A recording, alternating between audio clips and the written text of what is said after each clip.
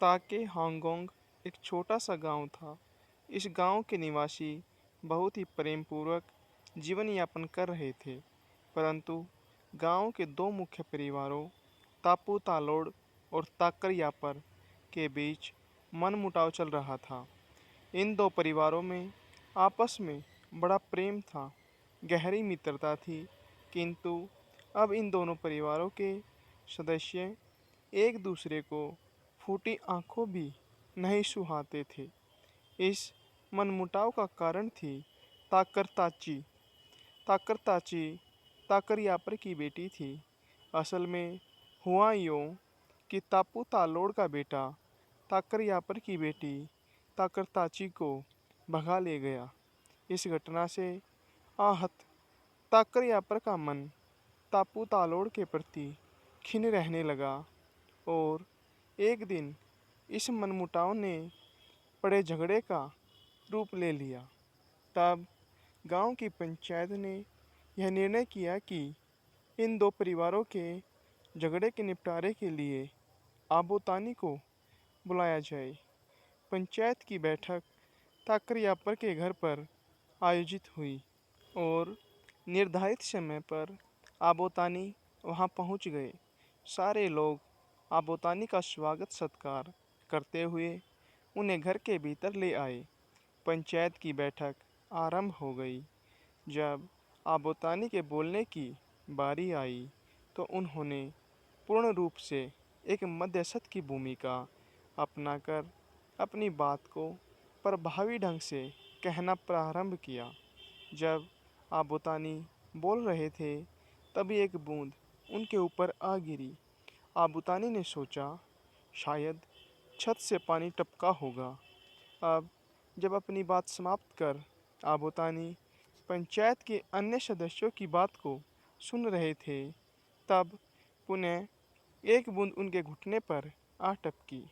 आबोतानी ने यूं ही जहां बूंद टपकी थी वहां उंगली फिराकर उसे चाटा।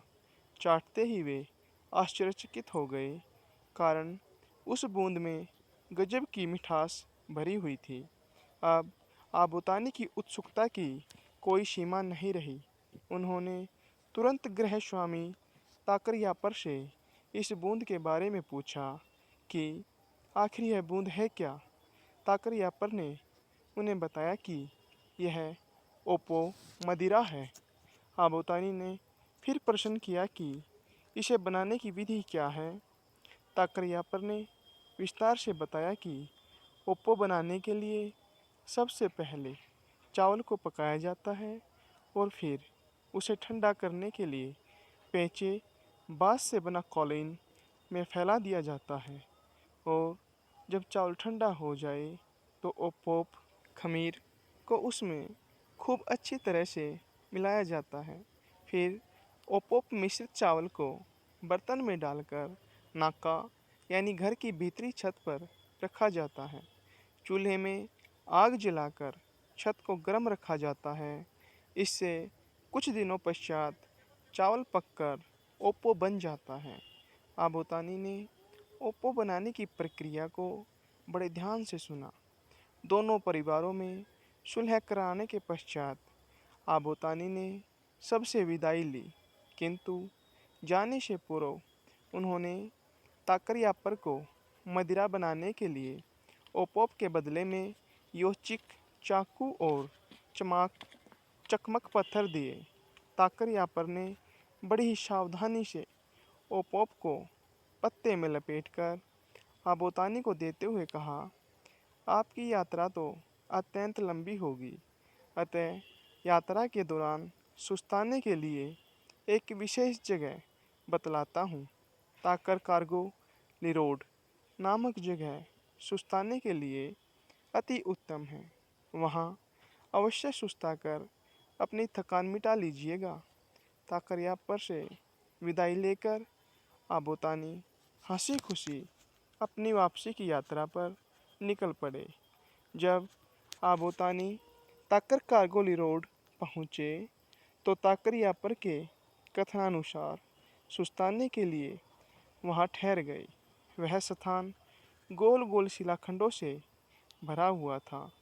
आबोतानी सुस्ता रहे थे तो उनके मन में एक इच्छा जगी कि पत्तों में लिपटा यह ओपोप दिखता कैसा होगा। आबोतानी तो थे ही जिज्ञासु प्रवृत्ति के, उनसे रहा नहीं गया और उन्होंने तुरंत पत्तों को खोल डाला। जल्दबाजी में पत्तों को खोलते समय अचानक ओपोप पत्थरों की दरार में गिर गया। अब होना क्या था? आबोतानी अपना सिर पकड़कर बैठ गए और सोचने लगे कि यह मैंने क्या कर दिया। इतनी कीमती वस्तु मेरे हाथ से छूट गई। आबोतानी बहुत दुखी हो गए। ठीक उसी समय बुड़के नामक एक चूहा वहाँ से गुजर रहा था। चूहे को ताकर हांगोंग गांव जाना था। आबोतानी की घोर उदासी देख चूहा रुक गया और उनसे उदासी का कारण पूछा।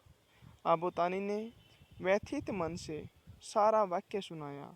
चूहा बोला, आपकी उदासी देख मेरा मन पसीज गया। मैं आपकी सहायता करूंगा, लेकिन मेरी एक शर्त है।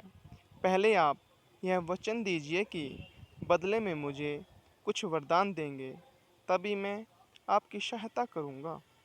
आप तो दिव्य शक्तिधारी हैं। तब अबोतानी ने उसे आश्वस्त करते हुए कहा, मैं तुम्हें कई सारे अधिकार देता हूँ। मसलन तुम मनुष्यों के घरों में रहकर उनकी वस्तुओं के साझीदार बनोगे, धान्यागार का धान और अन्य सामग्री को खा और कुतर सकोगे। यह सुन चूहा खुश हो गया और दरार में घुसकर ओपोप निकाल लाया, फिर उसे आबोतानी को लौटा दिया। आबोतानी ओपोप लेकर अपने घर पहुँचे और अपनी पत्नियों को ओपोप बनाने की विधि बतलाई। उनकी पत्नियों ने ओपोप को चावल में मिलाकर पोन ओपो चावल वाली मदिरा और मडुआ में मिलाकर तेम ओपो मडुआ वाली मदिरा बनाया। भिन्न भिन्न स्वादों वाली मदिरा का रसास्वादन कर आबोतानी गदगद हो गए। ओप्पो जिसी जनजाति का एक महत्वपूर्ण पेय है। आजकल जिससे घरों में पीने के लिए चाय या जूस दिया जाता है, परंतु पुराने लोग चाय से परिचित नहीं थे, क्योंकि तब दुर्गम पहाड़ों में चाय की खेती नहीं होती थी। घर में कोई अतिथि आए तो पीने के लिए ओप्पो ही दिया जाता था। धार्मिक अनुष्ठानों में ओप्पो को पवित्र मानकर देवी देवताओं को चढ़ाने का आज भी रिवाज है। पर्व त्योहारों में ओप्पो का सेवन हमारे पूर्वजों के समय से चला आ रहा है। प्रस्तुत लोक कथा इस तथ्य पर भी प्रकाश डालती है कि मनुष्य के घरों में चूहे का प्रवेश कैसे हुआ। जिससी जनजाति यह मानती है कि आबोतानी के वरदान के कारण ही चूहों को घरों में प्रवेश का अधिकार मिला और इस अधिकार का निर्वाह पूरी निष्ठा से चूहे आज तक कर रहे हैं।